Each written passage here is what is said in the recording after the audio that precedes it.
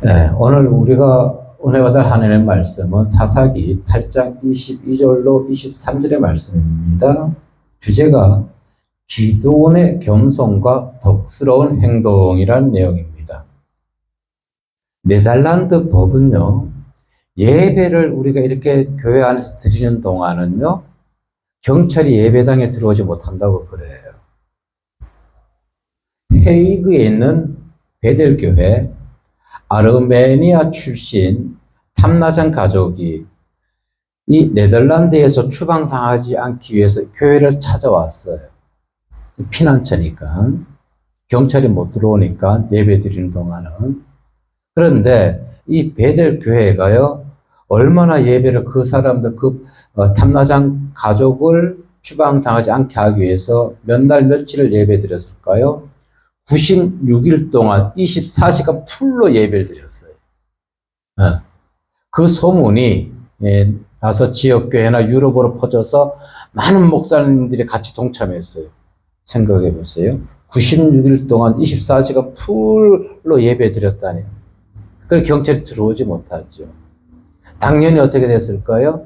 그 탐나장 가족은 추방당하지 아니었고, 그로 인해서 다른 추방 대상자 700명도 추방당하지 아니했다고 합니다. 예배의 힘이, 그거 참 부러워요. 그 공권력이 그들이 법으로 만들어져 있으니까 예배 드리는 동안은 예배당을 경찰이 들어갈 수 없다는, 그걸 지키는 그 사람도 참 대단한 사람들이죠. 그래서 그쪽은 기독교 인구보다는 가톨릭 인구가 더 많이 있습니다. 그래도 그 참 대단하다는 것입니다. 그런데 그래서 네덜란드가 그 국민들이 행복 지수는 얼마나 높을까 하고 한번 자료를 찾아봤어요. 그랬더니 세계 6위예요. 네덜란드가. 덴마크가 1위입니다. 참고로 우리나라는요 57위고 미국은 16위입니다. 그러면은 경제적인 것은 미국이 1위지요. 근데 행복지수는 뭐예요? 16위.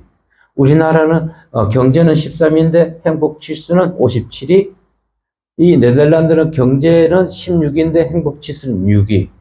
무엇을 볼 수 있을까요? 물론 우리가 행복해지기 위해서는 어느 정도 물질도 필요한 것이지만은 그것보다는 사람의 마음가짐이구나. 근데 나라마다 국민들의 행복을 갖는 조건이 있다는 것입니다. 그러면 그 무엇이에요? 첫째, 경제적 조건도 있어야 되지만은 그 이면에 무엇이냐면 학벌과 직업에 대한 차별이 없어야 되는 것이에요. 학벌과 직업에 대한. 자, 우리나라 배드민턴도 그와 같은 걸 해놨더라고요. 저는 그 배드민턴 협회에서 그와 같은 규정, 임금의 체계를 해놓은 걸 보고 놀랐어요. 대학 졸업자는 연 3천만 원인가 그렇고, 고졸은 그 이하인 좀 적고, 급여도 인상폭도 대학 졸업은 예를 들어 15%면은 고졸은 7% 이상 임금 인상을 못 시키고, 그건 일반 기업에서 하는 거예요. 기업에서. 그래서 안세영 선수가 6천만 원을 벌 때, 3천이가 6천만 원 벌었어요. 인도의 세계 13위 그 친구는 97억을 벌었다 그래요. 뭐가 맞지가 않지요. 그러니까 어떻게 해요? 학벌과 직업의 차이를, 학벌의 차이를 두는 거예요. 체육계에서 맞아. 운동 잘하는데 학벌이 필요 있을까요? 필요가 없잖아요. 참 이상한 정책을 펴고 있는 것을 보게 되는 것입니다. 그리고 행복해지기 위해서는 타인에 대해서 존중해야 된다는 것입니다. 선택의 자유. 또 정치적으로도 또 자유할 수 있는. 이와 같이 행복의 조건이 어떤 물질로만 이래서 되는 것이 아니라 첫째는 국민들이 건강해야 되는 거예요. 건강하다는 것은 육적, 영적으로 저는 얘기하는 것입니다.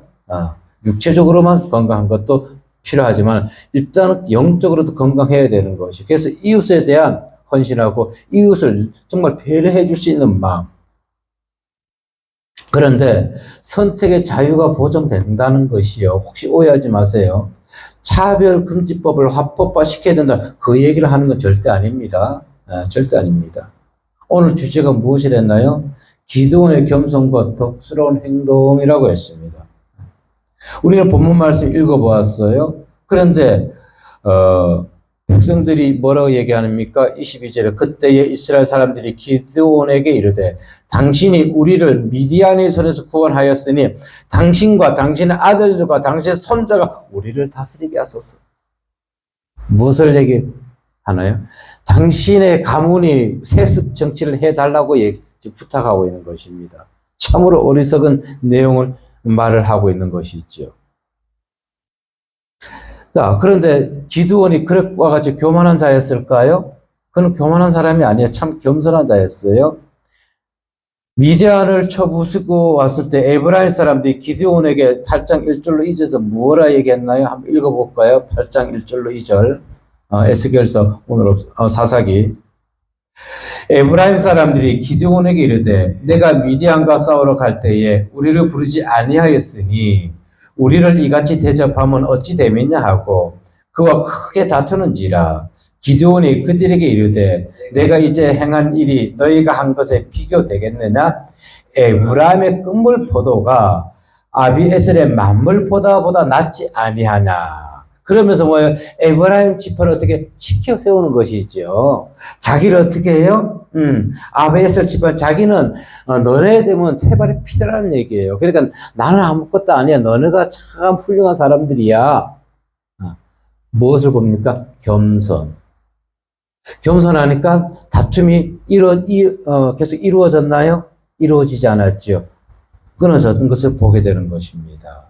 이처럼 기도원을 통해서 우리가 본받아야 될 것 다른 것이 아닙니다. 겸손한 태도는 다른 사람의 시기, 분냄을 무엇을 한다? 없애주는 것이구나. 그래요. 겸손한 태도가 분쟁을 어떻게 해요? 종식시키게 되는 것입니다. 더 이상 그들이 어떻게 해요? 기드온에게 대들었나요? 그렇지 않았던 것이에요. 겸손히 자신을 낮추면서 에브라임 지파를 지켜 세우니까 에브라임 지파가 더 이상 기드온에게 아무 얘기도 하지 않았던 것이죠. 잠언서 15장 1절에서 이렇게 얘기해 줍니다. 유술한 대답은 분노를 시기 하여도 과격한 말은 노력 격동하느니라. 어제의 사건이 바로 이와 같은 것이에요. 과격한 말은 노력 격동하느니라. 그런데 사실 우리가 다툼과 분노로 인해서 분위기가 험악한 상황에서요, 유순해진다는 것이 참으로 힘들고 어려워요. 내 마음 지키는 것이 참 어려워요. 왜 그러냐면은 다툼으로 인해 가지고 이제 내 마음은 점점 더 소용돌이가 됐잖아요. 거기서 쉽게 빠져나올 수 있나요? 방법은 하나예요. 그 자리를 벗어날 때 그 소용돌이에서 벗어날 수 있게 되는 것이 있죠. 그런데 예수님께서는 분명히 얘기했어요. 화평케 하는 자는 무엇이 있다? 복이 있다는 것입니다. 예, 화평케 하는 자가 천국을 유혹으로 받을 수가 있는 것이에요. 그래서 우리는 어떻게 이 땅에서도 불평쟁이들과 화평하게 생활하도록 우리는 뭐 해야 된다? 노력을 기울여야 되는 것입니다. 어떻게? 인내하면서, 용서하면서. 그리고 성경이 가르쳐주는, 그리고 누가 했던 것처럼 기도원이 우리에게 본을 보여주었던 것처럼 어느 자리에서나 겸손한 마음을 가져야 된다는 것입니다. 그런데 겸손하다고 공의를 무시하고 권력자들에게 아부할까요? 겸손하다고? 자, 그러면 조금 전에 1절과 2절에서 사사기 8장 1절과 2절에서 기드온이 겸손한 자라고 얘기했지요. 그러면 겸손한 기드온의 신앙의 길을 한번 따라가 보자고요. 6절에서 읽어봅니다. 시작.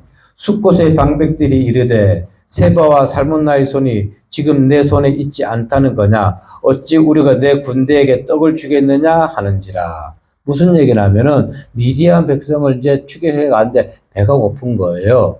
그래서 숫곳 사람들에게 우리가 저들을 가서 전쟁 치러야 되니까 떡을 좀 달라 하니까 지금 숫곳 사람들이 그런 얘기하는 것이지요. 살문나와 누구 세바의 머리가 네 손에 있느냐. 그러니까 숫곳 사람들은 기드온을 두려워한 것이 아니라 누구를 두려워하는 것이에요? 세바와 살문나, 미디안 이 방백 군사들 또 무서워하는 거예요. 만약에 네 손에 지금 세바와 살문나의 머리가 있으면 너희가 떡을 줄 것이지만은 그렇지 않으면 못 준다는 얘기지요. 주지 못한다는 얘기예요. 그리고 8절에서 볼까요? 거기서 분이엘로 올라가서 그들에게도 그와 같이 구한즉 분이엘 사람들의 대답도 숫곳 사람들의 대답과 같은지라. 그러니까 이 숫곳 사람과 분이엘 사람들은 무엇을 보는 거예요? 보이는 환경을 바라보는 것이 있죠. 미디안 사람들의 숫자를 보는 거예요. 기드온의 300용사는 그들이 눈에 찾지도 않았던 것이죠. 그리고 14절에서 어떤 일이 일어났나요? 14절에 보니까 숫곳 사람 중 한 소년을 잡아 그를 신문하며 그가 숫곳의 방백들과 장로 77명을 그에게 적어준지라. 누가? 한 소년이. 이제 세바와 살분나를 죽였어요. 12절에 보니까 죽였죠. 그리고 16절에 보니까 그 성읍의 장로들을 붙잡아 들가셔 찔레로 숫곳 사람들 징벌한 것이죠. 자, 겸손한 자였단 말입니다. 그래서 조금 전에 얘기했듯이 겸손하다고 권력자들 앞에서 아부하지 않는다는 것입니다. 겸손하다고 공의를 무시하지 아니한다는 것입니다. 지금 누구는 기드온은 그 공의대로 행하고 있는 것이에요. 또 17절에 보니까 분이엘 망대를 헐며 그 성읍 사람들을 죽이니라. 숫곳은 용서해줘 찔레와 가시로 그들을 징계했지만 분이엘 망대 사람들은 뭐 했다고요? 죽인 것이 망대를 헐어버렸어요. 네. 차이점은 찾는다면 차이점은 있어요. 망대는요 파수꾼이에요. 저기 오는 것을 미연에 사전에 확인하고 백성들에게 알려줘야 되는 것이에요. 그런데 그들이 지금 그 파수꾼의 역할을 못 하잖아요. 그러니까 파수꾼의 역할을 못한 자는 어떻게 한다? 그들은 죽여야 되는 것이에요. 그들은. 파수꾼의 역할은 경비를 철저하게 쓴다는 것이죠. 자, 이와 같이 기드온이 겸손하다고 공의를 무시하고 이 권력비자 축구 사람들과 또 누구 사람들, 분열 사람들에게 그는 머리를 숙이지 않았던 것입니다. 그러나 우리 겸손한 사람이 한 가지 반드시 기억해야 될 것은 있어요. 그건 무엇일까요? 하나님을 인정해야 된다는 것입니다. 그런데 하나님은 인정하되 하나님께서 또 택할 지도자는 항상 뭐 해야 된다? 겸손과 공의를 추구해야 된다는 것이에요. 지도자는 겸손과 공의롭게 이 모든 일을 행해야 되는 것이에요. 그리고 무엇을 해야 될까요? 명예욕 버려야 됩니다. 권력욕 버려야 됩니다. 오늘 지금 본문에서 누가? 기드온이 보여주고 있잖아요. 8장 1, 2절에서 그는 겸손하고 또 14절 이후 16, 17, 18절에 보면 공의롭게 행했지만은 오늘 22절로 23절의 말씀에 보면은 뭐 하는 것이에요? 명예욕이 없는 거예요. 권력 욕망이 없는 것이에요. 이것이 정말 하나님께서 택한 지도자는 이와 같은 자질을 가져야 되는 것이에요. 이와 같은 자질을. 자, 그런데 앞에서 언급했듯이 이스라엘 백성들은 기드온에 이어서 아들과 손자들에까지 해가지고 자기들을 뭐 해달라고 얘기하는 거예요? 다스려 달라고 한다는 것입니다. 참으로 어리석은 생각들을 가지고 있는 것이에요. 세습 정치를 해달라는 것이에요. 세계 역사에서도 보면은 귀족 정치와 군주 정치, 세습 권력으로 쫙 이어졌어요. 귀족 정치가 군주 정치로, 군주 정치가 세습으로 그 나라 다 망했어요. 그리고 설상가상 살아있다 할지라도 지금은 온적 성적 문란으로 인해서 나라를 맨날 무엇이 일어나요? 데모 말고 폭파시키는 거 뭐지요? 테러가 끊이지 않고 있잖아요. 어느 나라라고는 얘기는 안 하겠지만 테러가 끊이지 않는 나라 지금 유럽에 몇 군데가 있죠. 그 나라들이 바로 그와 같은 것이에요. 귀족 정치에서, 군주 정치에서 세습 정치로 지금 이어지고 있잖아요. 그런데 지금 이스라엘 백성들은 어리석게 그들이 종이 되겠다는 것이에요. 종이. 참으로 국민성이 너무나 나약하지 않나, 저는 그렇게 생각해 봅니다. 세습 권력은요, 불공평해요. 발전하지 못해요. 멀리 볼 필요 없잖아요. 저 윗지방 나라 보면 되죠. 북한을 보면 되잖아요. 그들이 처음에 공산주의 시할 때 우리나라보다 더 잘 살았잖아요. 우리나라보다. 근데 지금은 천지 차이지요. 지금은. 이유는 무엇이에요? 세습 정치로 인한 것이에요. 세습 정치로 인한 것. 그 패단을 가지고 있는데, 성경의 인물들 중도 마찬가지입니다. 성경의 인물, 제사장도 마찬가지예요. 사무엘 선지자, 참 잘 다스렸죠. 그래서 율법에 따라서 그 아들들이 무엇이 됐나요? 제사장이 되었지요. 잘 아버지의 사무엘을 따라서 잘 치료했나요? 치료하지 못했어요. 그러니까 이스라엘 백성들이 무엇을 원했습니까? 자기들을 다스릴 왕을 세워달라고 사무엘 선지자에게 간청합니다. 사무엘상 8장 1절로 3절에 보니까 사무엘이 늙음에 그의 아들들을 이스라엘 사사로 삼으니 장자의 이름은 요엘이요 차자의 이름은 아비야라.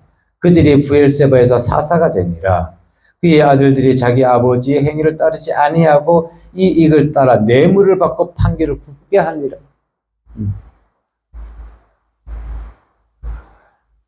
사사로서 사사는 무엇이에요? 공정한 판결을 해야 될 사람인데 뇌물을 받고 판결을 굽게 해버리는 것이 바꾸어 버리는 것이지요.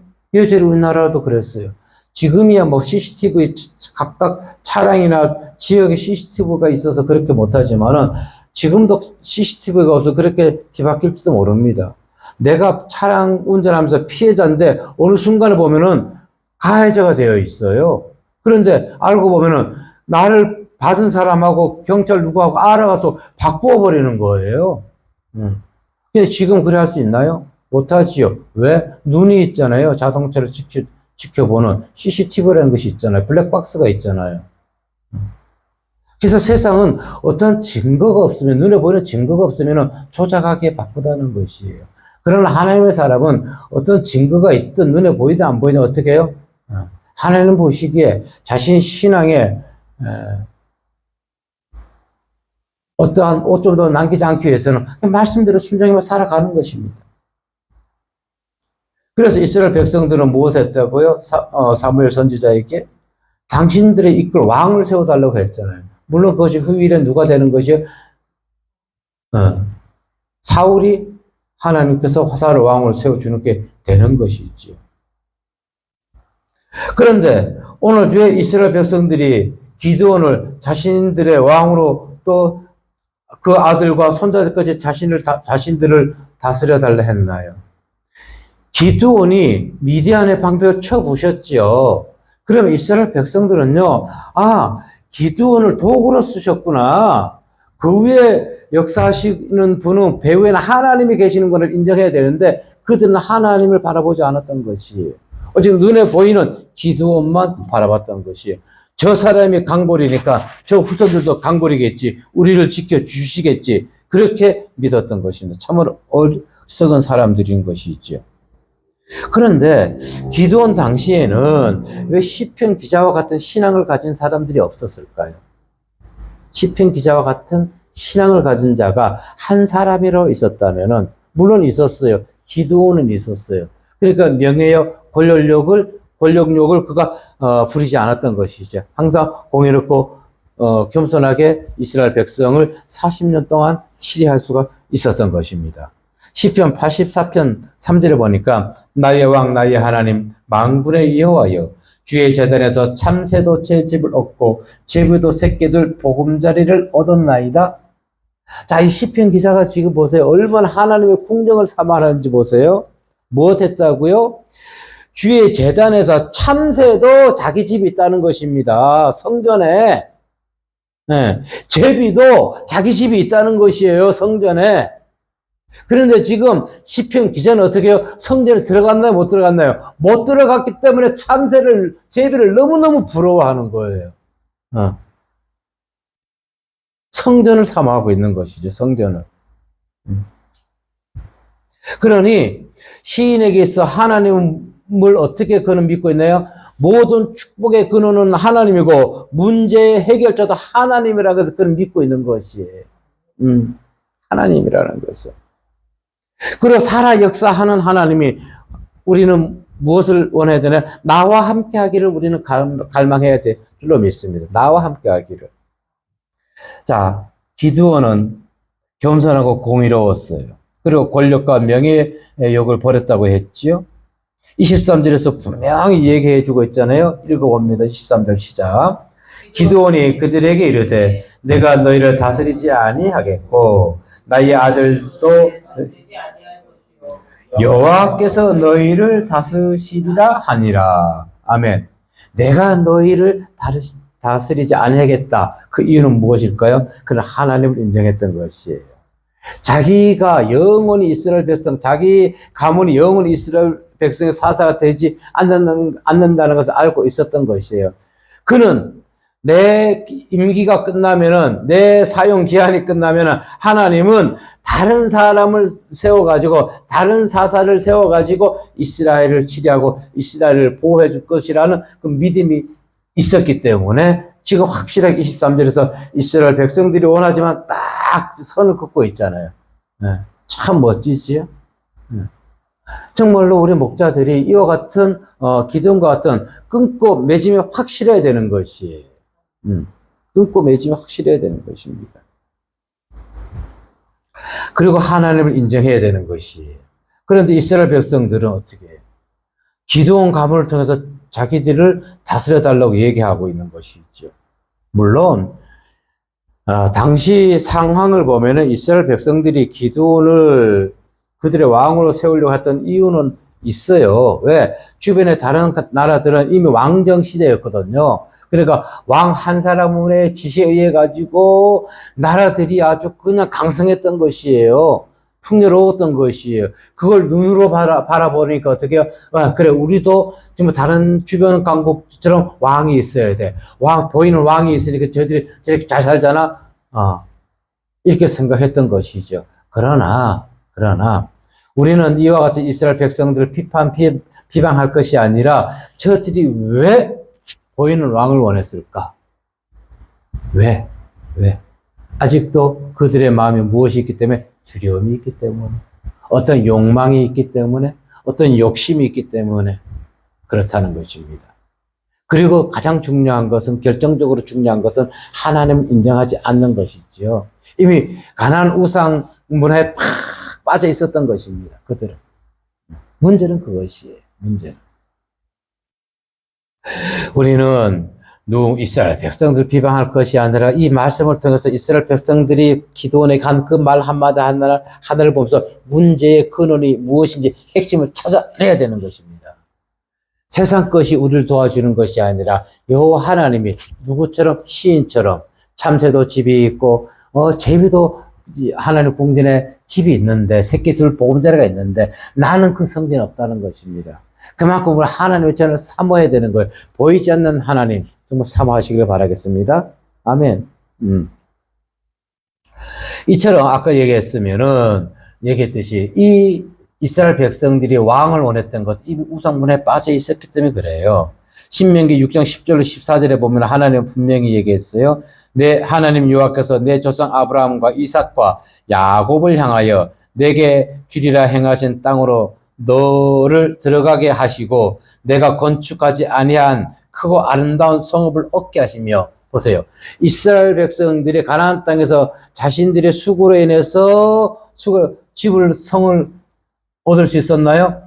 하나님이 이미 가나안 족속들이 만들어 놓은 것을 그들을 몰아내고 그냥 거저 들어가게 했던 것이에요. 수고한 것이 아무것도 없어요. 수고를 해봤어야 되는데 풍요로웠던 것이에요. 사람이요, 풍요로우면요, 하나님을 배반해요. 대한민국 기독교 역사가 얘기해줘요. 세계 기독교 역사 성경에서 얘기해주고 있어요. 풍요로우면은 사람들이 엉뚱한 생각을 하는 것이에요. 풍요로우면. 그래서 하나님은 항상 이 종을, 하나님은 당신만 바라보라고 하시는 거예요. 당신만 바라보라고. 풍요로우면 곁길로 가니까. 그것이 뻔하니까 똑똑 생명수만 떨쳐주면서 당신만 바라보라고. 신명기 6장 11절에 너는 조심하여 너를 애굽 땅 종되었던 집에서 인도하여 내신 여호와를 잊지 말고 내 하나님 여호와를 경외하며 그를 섬기며 그의 이름으로 맹세할 것이라. 너희는 다른 신들 곧 내 사면에 있는 백성들의 신을 따르지 말라. 그런데 이스라엘 백성들은 가나안 우상을 따르고 있는 것이에요. 왜 지금 그랬다고요? 결론은 편안했기 때문에 왕을 더 편안해지기 원하는 것이에요. 이 나라의 현실이 과거에 먹기 살기 바빠가지고요. 다른 곳 한눈 팔 사이 없었어요. 정말이에요. 과거에. 먹고 살기가 바쁜데. 아침에 늦게, 밤, 저녁까지 일하고 와서 내일 아침 일찍 나가야 되는데, 어디 놀러 가고, 어디 뭘 할 시간이 있어요. 잠자야지요. 근데 지금은 배부르고 풍족하니까 어떻게 해요? 눈을 즐겁게 하는 걸 찾아가고 있단 말입니다. 60년도에 이 나라에 경제 76불이었는가 그랬어요. 지금 1인당 국민소득이. 그때는 북한보다도 못 살았어요.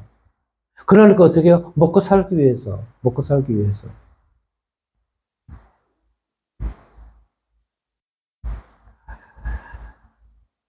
근데 오늘 이 나라 먹고 배부르니까 어떻게 해요? 그냥 눈을 즐겁게 하기 위해서 다른 나라에서 무엇이 유행한다 하면 그대로 카피해서 받아와요. 할로윈데이는 이제는 뭐 아예 그냥 토착 문화가 돼버리는 거예요, 이 나라에. 네. 그 귀신날이잖아요. 천주교에서, 그것은 유행시킨 것이에요. 죽은 조상에게 제사 지내는 것이에요. 죽은 조상들에게 제사 지내고 복을 빌면은 죽은 조상들이 뭐 한다? 우리 살아있는 우리 자녀들 축복 주실 것이다. 아예 토착 문화가 돼버렸다니까요. 그리고 태국에 있는 송크란 축제, 뭐예요? 물축제지요. 그들은 설날을 개념해서 하는 거예요. 우리나라 대학 축제나 아까 지방에서 물축제 하잖아요. 뭐가 좀 사람들이 모인다 하면 그걸 그대로 그냥 검증도 하지 않고 다 카피시켜버리는 거예요. 퀴어 축제. 지금 대구에서 하고 있는데, 대구시장이 허락했기 때문에 퀴어 축제를 하고 있는 것이 있죠. 잘못된 문화들을 얼마나 지금 받아들이나요? 정말 우리 믿는 자들이 깨어서 있어야 되는 것이에요. 깨어 있어야 되는 것입니다. 이처럼 평안하다 보니까 가나안 민족을 다 쫓아내지 못했잖아요. 그들이 섬기는 것을 보게 되는 거예요. 그들이 우상 섬기는 것을 없애버렸어야 했는데 그것이 점점 확산됐던 거예요. 그들에게 하나님의 복음의 말씀을 전했어야 되는데 이미 여호수아가 죽고 난 이후에 그들은요 하나님 믿지 않았어요. 우상물에 빠져버렸어요. 푹. 왜? 고난이 없었잖아요. 그들이 전쟁하고 가나안 땅을 정복하기 위해서 전쟁할 때는 힘이 드니까 하나님을 찾았단 말입니다. 하나님 우리의 길을 알려주세요. 우리의 길을 열어주세요. 간절히 기도했는데 이제 그런 전쟁이 없잖아요. 평안하니까 이제 이 집 저 집 다니면서 가나안 족속들이 생기는 우상 문화를 다 받아들였던 것입니다. 오늘날 교회 어때요? 교회 내에도 다 성도가 똑같은 성도가 아니에요. 뉴에이지 사상을 가진 성도가 있단 말입니다. 같이 아멘 아멘, 목사님 설교에 아멘 아멘, 말씀에 아멘 아멘 한다 할지라도 뉴에이지 사상을 가진 성도가 있다는 것이에요. 조심해야 되는 것이죠. 그런데 이 목사님들도 어떻게 해요? 다른 종교에도 구원이 있다고 얘기하잖아요. 그분들은 하나님이 두렵지도 않은가 봐. 예, 두렵지 않을 거예요. 왜? 그렇게 해도 지금 당장 하나님이 뭐 하지 않기 때문에 심판하지 않기 때문에. 심판하지 아니하기 때문에. 심지어 말씀을 전하던 목사가 이 강대상에서 말씀 시간에 자기가 커밍아웃 하는 거예요. 나 동성애자라고. 그런데도 성도들은 그것을 환영하고 인상하고 훌륭하다고, 용기 있다고. 아니지요. 그 성도들을 어떤 말씀을 먹는지 모르겠어요. 어느 나라 성경을 읽는지 모르겠어요. 하나님 나라 성경 읽는 것이 아니라 오늘날 마찬가지예요.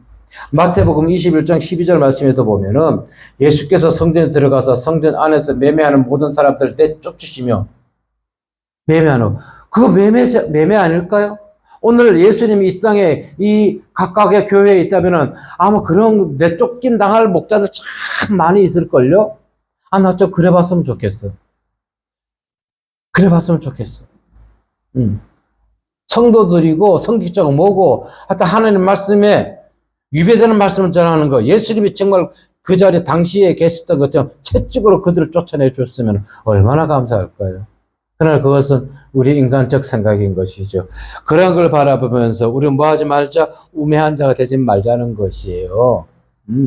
끝까지 믿음의 길에서 붙어 있자는 것이에요. 지혜를 갖자는 것이에요. 분명 23절에서 얘기했잖아요. 여호와께서 너희를 다스리리라. 세습 정치를 원하지만 아주 일순간에 그들이 더 이상 생각하지 못하고 말하지 못하러 딱 일축해 버리잖아요. 사사가 누굽니까? 이스라엘 군사 정치 지도자인 것이에요. 그리고 백성을 재판하고 백성을 잘 다스리는 것이 사사인 것이에요. 왜? 당시에는 누가 없었어요? 이제 그 이후에는 선지자가 없었잖아요. 이제 사사 시대였단 말입니다. 하지만 이스라엘 백성은 기드온을 원했지만은 기드온은 하나님이 너희를 다스려 줄 것이라. 정말 오늘 복음적으로 지금 얘기해 주고 있는 것이 아닌가요? 그래, 내가 너희들의 하나님이야 가 아니라 내가 하나님이 아니고 나는 당신들을 잠시 도와주는 도구일 뿐이고요. 하나님이 당신들을 도와주실 것입니다. 이와 같은 기드온의 신앙이 오늘날 목자들이 지녀야 될 사항인 것입니다. 이것이. 시편 기자는요, 오직 소망을 하나님께만 둔다 했어요. 시편 146편 5절에 보니까 야곱의 하나님을 자기의 도움으로 삼으며 여호와 자기 하나님에게 자기 소망을 두는 자는 복이 있도다. 아멘. 하나님만 소망하는 자, 그에게 복이 임하게 된다는 것입니다. 그래서 기드온의 신앙을 보면서 하나 깨닫는 것은 또 하나 있습니다. 끝까지 우리 신앙을 지키기가 너무너무 힘들고 어렵구나. 자, 8장, 사사기 8장 24절, 24절, 27절 말씀.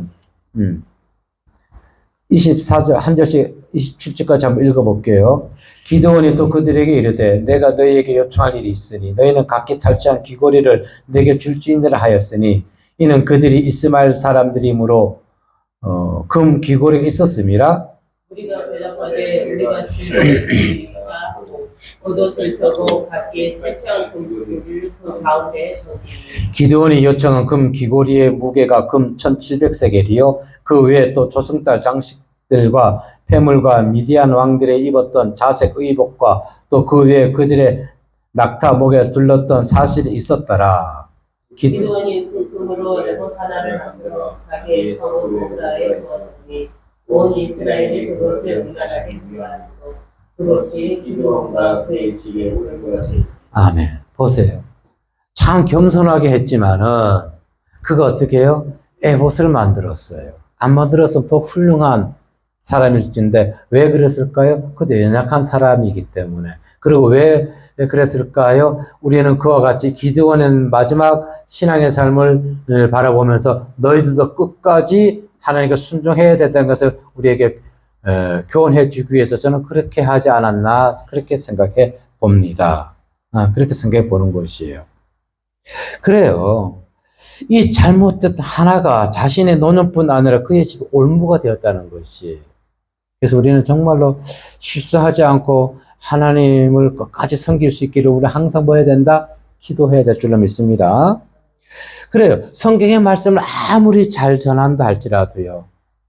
은혜와 축복을 성도들에게 주고 본인도 복을 받는다 할지라도요.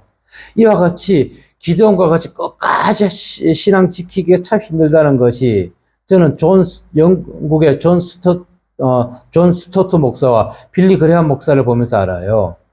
깨닫는 것이 이들이 바로 무엇이에요? 로잔대의 주범들이라 말하는 것, 창시자들이라는 것이에요. 두 목사님이 빌리 그레함, 존 스토트. 제가 처음 목회하고 시작할 때 존 스토트 목사님의 그 설교가 얼마나 좋은데요. 그걸 보자 영적으로 많이 깨달았단 말입니다. 그런데 그거 마지막에 어떻게 해요? 뒤틀어지는 것이에요. 마지막에. 그래서 우리가 마지막까지 하나님의 신앙을 끝까지 지키기 위해서는 내가 먼저 성경 말씀을 알아야 되는 거예요. 내가 성경 말씀을 모르면요, 다 미혹되고 유혹받아서 끌려가게 된다는 것입니다. 그래서 요한 1서에서 무엇이라 했습니까? 사랑하는 자들 영을 다 믿지 말고 오직 영들이 하나님께 속했나 시험해 보라고 하지 않았나요? 아멘. 시험해 봐야 되는 것이에요. 그리고 5절에 가면은 요한일서 4장 5절에 보면 그들은 세상에 속한 거로 세상에 속한 말을 한다고 했습니다. 그리고 저는 이렇게 보는 거예요. 제가 존 스토트 목사, 빌리 그레이엄 목사를 판단할 그런 능력 하나도 없어요. 그러나 성경 말씀에 보면, 아, 그들이 결국 마지막에 틀어지니까 세상에 속한 사람들이구나. 저는 그분들을 판단하지 못하면 성경이 그렇게 판단해 주고 있지 않습니까? 기드온이 사는 날 동안 뭐 했다고요? 40년 동안 투병했다고 28절에 얘기하고 있는 것이에요. 그래서 기드온의 신앙의 행적을 보면서 다시 한번 교훈받을 것은 다른 것이 아니라는 것입니다. 끝까지 뭐 하기 위해서? 신앙 지키기 위해서 우리는 하나님만 소망해야 된다는 거예요. 누구처럼? 시편 기자처럼.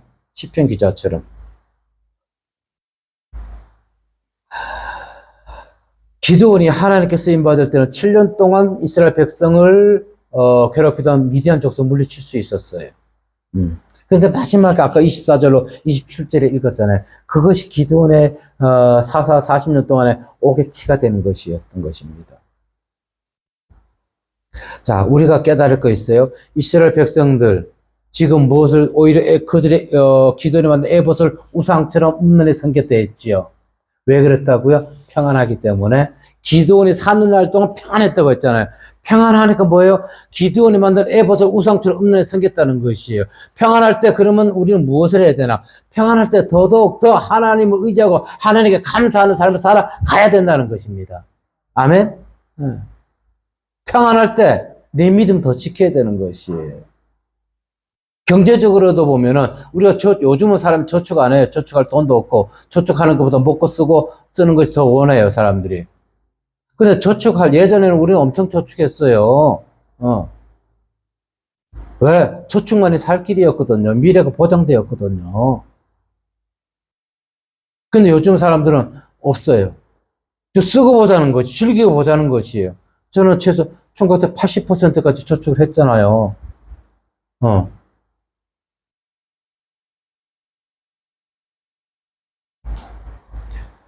우리는 평안할 때 돈도 많이 어느 정도 뭘 저축할 수 있지. 지금 먹고 살기 바쁜데 저축할 여력이 있나요?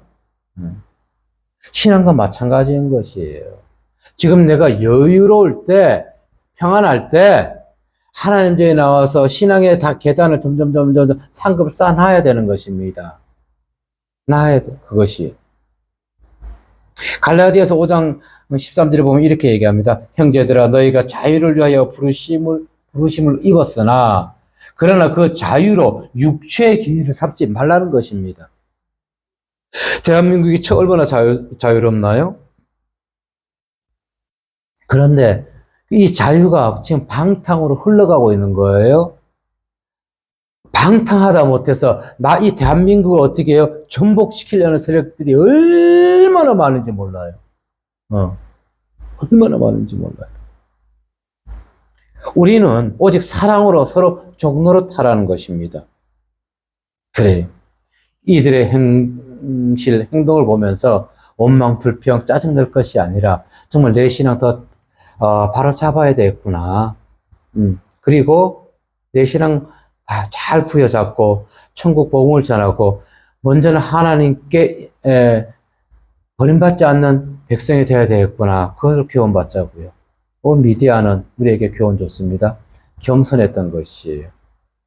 그리고 겸손하다고 그가 비겁한 것이 아니라 공의롭게 행했다는 것입니다. 그러면서 사세의 덕목, 권력욕, 명예욕 없었던 것이에요.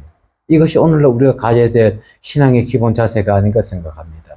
이와 같은 모든 신앙인들 되길 주의 이름으로 기도하고 축복합니다. 아멘.